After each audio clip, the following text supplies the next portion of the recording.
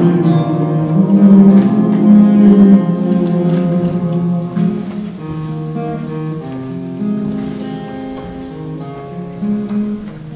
l'Évangile selon Saint Jean, chapitre 16, verset 13. Quand le Consolateur sera venu, l'Esprit de vérité, il vous conduira dans toute la vérité, car il ne parlera pas de lui-même, mais il dira tout ce qu'il aura entendu, et il vous annoncera les choses à venir. Je vous invite à prendre place.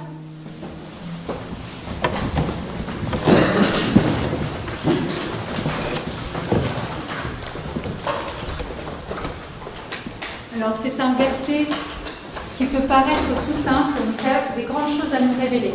On ne va pas regarder le verset en entier, on va regarder juste une petite chose qui va nous intéresser ce soir. Il est dit, l'Esprit de vérité, il vous conduira dans toute la vérité. Ça, c'est la traduction de cette Bible-là. Moi, j'en ai une autre que j'aime encore mieux qui dit, il vous conduira dans la vérité tout entière. C'est l'œuvre du Saint-Esprit que de nous conduire dans la vérité. Et nous, ce soir, on va parler que de deux choses, de la vérité et de la liberté. Le but, c'est que nous sortions d'ici en étant plus libres et plus dans la vérité que nous sommes rentrés. L'Esprit est l'Esprit de vérité, il nous conduit dans la vérité.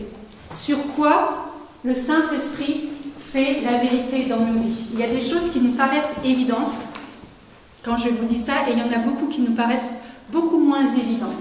Une des premières choses sur lesquelles le Saint-Esprit va faire la vérité, c'est sur Dieu lui-même. Alors ça peut paraître étonnant, mais je vous assure que nous avons tous, et quand je dis tous, nous avons tous des fausses images de Dieu. Il y en a qui sont tellement énormes qu'on sait que c'est forcément des fausses images de Dieu. Et on a besoin d'être travaillé dans les fausses images de Dieu. Ça sent l'abondance. Il y a forcément des fausses images de Dieu. Moi, je vous ai parlé en début d'après-midi du fait que je pensais que Dieu était un sadique. Ça vous paraît évident que c'est une fausse image de Dieu. Mais je vous assure, il y a des réactions dans nos vies où il y a des événements qui nous montrent que nous avons toujours des fausses images de Dieu. Quand il m'arrive une situation et que je commence à paniquer et à me demander ce que je vais faire et comment je vais m'en sortir, il y a quelque part au fond de moi un soupçon qui me dit que Dieu n'est pas suffisamment bienveillant et que Dieu n'est pas suffisamment mon Père pour gérer cette situation. On a tous, au fond de nous, des fausses images de Dieu. On peut se dire que Dieu est un Père à peu près pour tout le monde, mais pas forcément pour moi. Ou qu'il n'est pas à 100%, il peut peut-être que l'être à 70%. Dieu est Père à 100% pour chacune de nos vies. Et on a besoin de rentrer dans cette vérité du Saint-Esprit pour que lui-même vienne nous révéler qui est Dieu. Moi, je discute souvent avec des gens pas croyants, et alors c'est impressionnant, ça marche aussi pour les croyants, hein, mais c'est impressionnant, ils vous disent qu'ils ne croient pas en Dieu, et alors ils ont plein d'images de Dieu. Dieu devrait faire ci comme ci, Dieu devrait être comme ça, Dieu devrait être un peu plus, alors je vous assure, hein, si Dieu nous écoutait, on saurait beaucoup mieux être Dieu que Dieu lui-même. Je ne sais pas si ça marche pour vous, mais je vous assure, moi des fois je dis, attends, Seigneur, quand même, tu pourrais quand même faire ça plutôt de cette façon-là. Enfin, écoute-moi un peu, je sais mieux. Non, en fait, quand l'Esprit vient et que c'est l'Esprit de vérité, il nous conduit dans la vérité tout entière et il nous rappelle que, en fait, nous venons de Dieu et que Dieu est lui-même et que si nous voulons rentrer dans qui est Dieu, il n'y a que le Saint-Esprit qui peut venir nous révéler qui il est lui-même. Quand je vous dis ça, au final, ça paraît finalement assez logique. Mais comme nous ne sommes pas nous-mêmes logiques, en tout cas pas toujours, ça ne nous paraît pas logique quand on est dans certaines formes de situation. Et il faut que le Saint-Esprit vienne nous révéler sans arrêt qui il est, comment est-ce qu'il fonctionne, et qu'il a des plus grands projets. Et nous, on voit juste ici, vous savez, Dieu voit beaucoup plus large, et il a besoin de nous emmener. Du coup, on bute des fois devant des choses toutes simples, alors que Dieu nous dit, lève, regarde plus haut, et regarde ce que je veux t'enseigner. Et la vérité, c'est de pouvoir regarder beaucoup plus loin, et beaucoup plus haut. Voilà, c'est la première chose. Dieu nous enseigne d'abord cette vérité de qui il est. Et tous les jours, nous avons à apprendre de cette vérité-là. La deuxième chose que Dieu vient nous enseigner généralement, c'est pareil, là on commence à être beaucoup moins à l'aise, Dieu vient nous enseigner sur la vérité de qui sont les autres. Parce que c'est pareil, nous avons beaucoup de choses à dire sur les autres. Et alors, vous savez, il y a un mot qui s'appelle le jugement. Et alors on vient voir, on va dire, alors elle est comme ça. Et puis, alors elle, on n'en parle pas, elle est comme ça. Et dès qu'on dit qu'elle est comme ça, on enferme les gens. Et on les empêche en fait d'être eux-mêmes. Et Dieu, quand il vient casser ces jugements-là qu'on a sur la vie des autres. Et ça marche de la même façon. Les autres, ils ont aussi des jugements sur ma propre vie. Nous sommes chrétiens et Dieu vient casser en fait ces jugements pour nous faire grandir dans la vérité. Dieu nous apprend à voir les autres avec son propre regard. C'est un chemin de conversion, mais à voir en fait la beauté que Dieu a mis en chacun, c'est vraiment un chemin de vérité. Et c'est plus tard, on verra, ça sera un chemin de liberté aussi. Se rendre compte que les autres ne sont pas seulement ce que moi je vois d'eux et qui, généralement, ce qui m'insupporte en plus. Hein, parce que, non mais soyons vrais, on parle de vérité. Généralement, ce que je vois, c'est ce qui m'insupporte chez les autres et qui vient me renvoyer en plus à des blessures. Et on me dit, l'autre est comme ça. Il m'énerve. Et je sais pas, c'est l'autre, c'est pas moi, c'est l'autre. L'autre est comme ça. Non, et Dieu vient dire, j'ai un projet et voilà comment moi je vois la personne. Vous savez, c'est tellement libérant de se dire, en fait, je ne sais pas ce que vit l'autre.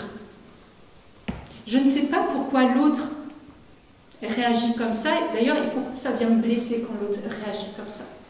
Mais je ne sais pas de ce qu'il vit, je ne sais pas quel est son chemin, je ne sais pas de là où il en est de son chemin aussi avec Dieu, de son chemin avec lui-même. Et je ne peux que l'accueillir dans ce moment-là en me disant que de toute façon, nous sommes tous en chemin, donc nous sommes tous en transformation perpétuelle et gloire à Dieu. Et heureusement, et jusqu'à le jour de notre mort, on pourra changer, évoluer, se laisser tellement aimer par Dieu qu'on va continuer d'avancer dans ce qu'on doit être. Et c'est libérant de ne plus enfermer les autres. Les autres on a besoin de libérer. Ça va être vraiment un exercice de libération. On va libérer tous ceux qu'on a enfermés de par nos jugements, de par nos étroitesses d'esprit. Le Saint-Esprit va venir et va libérer nos cœurs par rapport à ça. Même ceux qui ont des enfants. Souvent, on se dit, on projette plein de choses, vous savez, sur les enfants, et il va devenir comme ça, comme ça, comme ça. Et en fait, on se rend compte que finalement, l'enfant ne va pas forcément faire ce que nous, on veut. C'est vraiment, il va rentrer dans son propre projet. En fait, c'est vraiment ce regard que Dieu a sur nous. C'est, vas-y, lève-toi.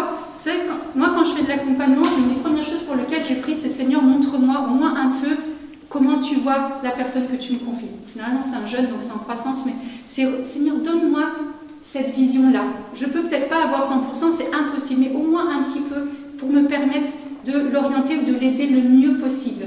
C'est pas seulement ce que moi je vais plaquer, ou moi ce que, en fonction de mes filtres, et c'est toujours en fonction de moi forcément, c'est Seigneur, libère-moi et permets-moi de l'accueillir avec ton regard. Je suis sûre qu'il y aurait beaucoup de relations qui se passeraient beaucoup mieux si on acceptait et si on prie aussi pour les gens pour recevoir cette vision de Dieu sur leur propre vie.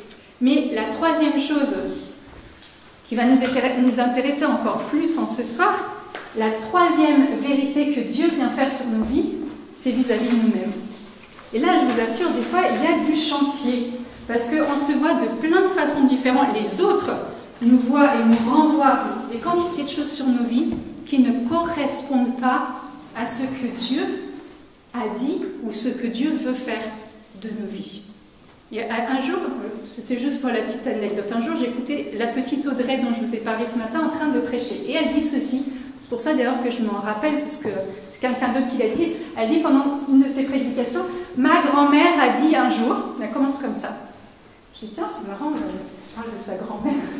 Elle dit, ma grand-mère a dit, ce n'est pas ce que les autres disent de toi ou ce que toi-même tu dis de toi qui est vrai, c'est ce que Dieu dit de toi. Je me dis, oh là là, elle est vraiment bien, sa grand-mère, je ne la connais pas.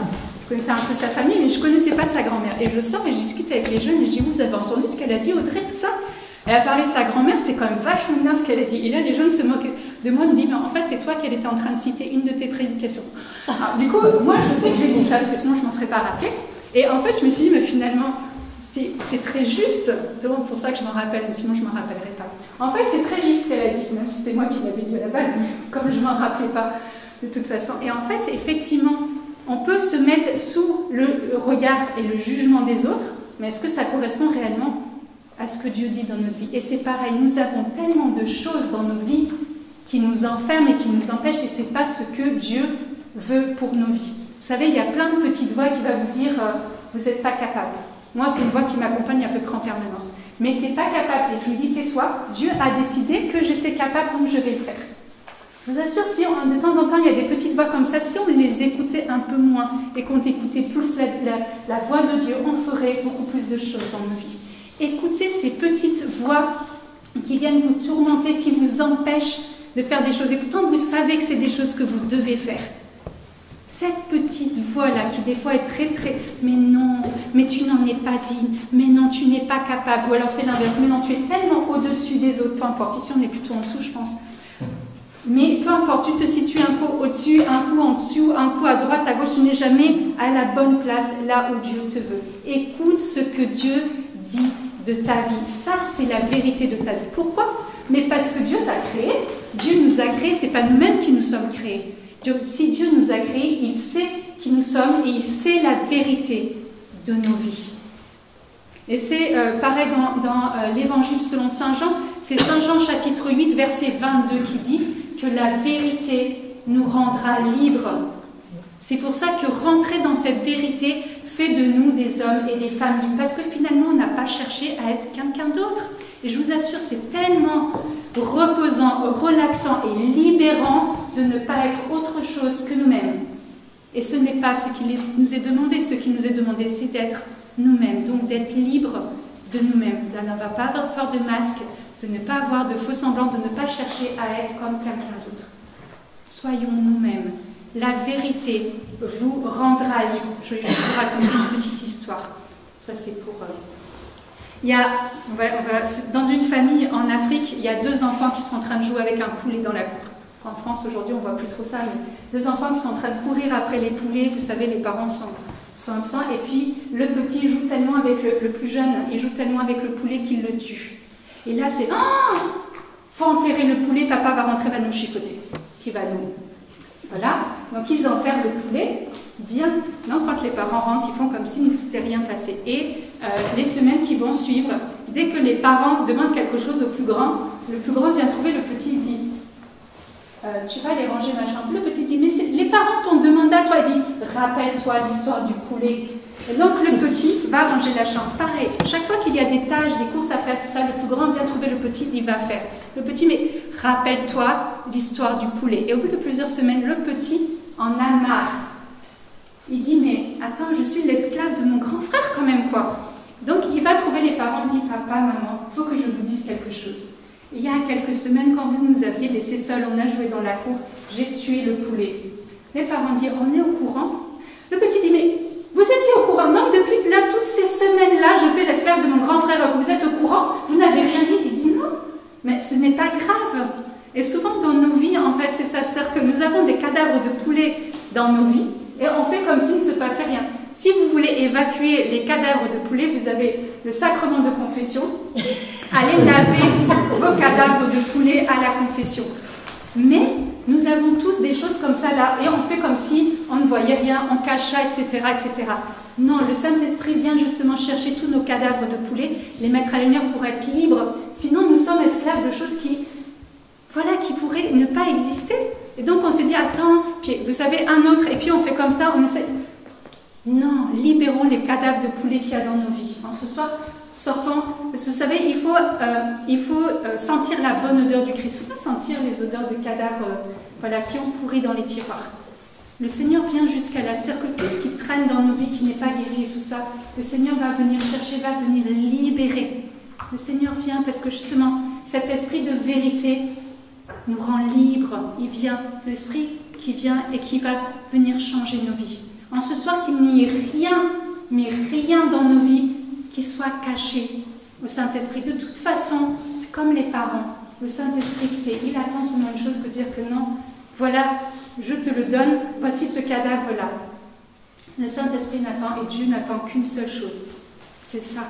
Il n'y a pas de jugement dans le cœur de Dieu, il n'y a pas de condamnation. Vous savez, ceux qui se jugent le plus et ceux qui se condamnent le plus, c'est nous-mêmes. Notre cœur nous condamne beaucoup plus que Dieu lui-même. Dieu n'est pas venu pour condamner, il est venu pour nous libérer. Il est venu pour nous rendre libres. Il est venu pour nous justifier. Il est même venu pour nous défendre. Et nous-mêmes, nous nous auto-accusons. Nous vivons sous le poids de la condamnation. Que cette soirée, on va prendre un temps de prière. Nathan va nous accompagner. On va vraiment plonger justement dans cet esprit qui est cet esprit de liberté. On va permettre au Saint-Esprit de venir faire la vérité dans nos vies et de nous rendre libres. Faites le choix tout de suite de ne rien laisser que Dieu ne puisse pas venir visiter.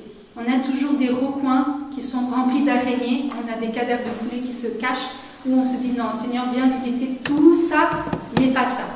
En ce soir, ce que Dieu veut visiter, c'est ça. Remettez-lui. Remettez-lui. On va vraiment prendre le temps de plonger. L'avantage, c'est qu'on a du temps. On a du temps devant nous. On va vraiment se laisser faire par le Saint-Esprit. On va se laisser faire. La seule chose que je vous invite, vous, votre part à vous, c'est de fermer les yeux, d'oublier que vous avez vos voisins à côté. Soyons égoïstes un petit peu. Oublions que là, nous avons à côté nos amis, nos familles, etc. C'est simplement entre Dieu et toi. C'est entre Dieu et toi.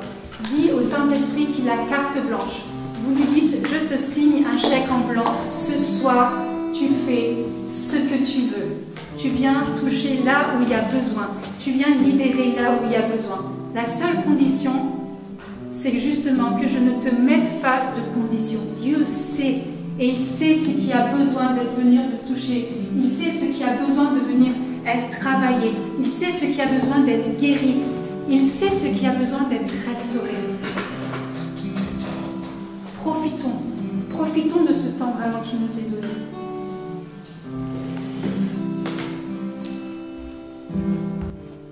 Nous avons soif de plus, souffle de Dieu, nous t'attendons.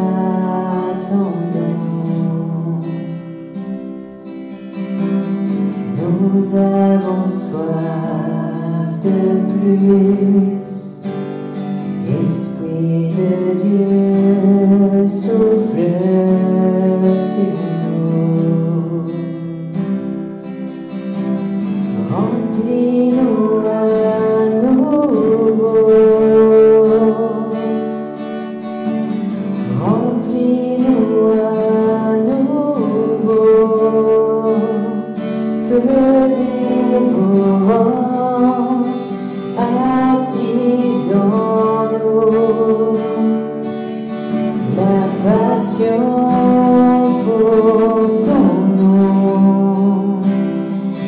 Esprit de Dieu, tombe en ce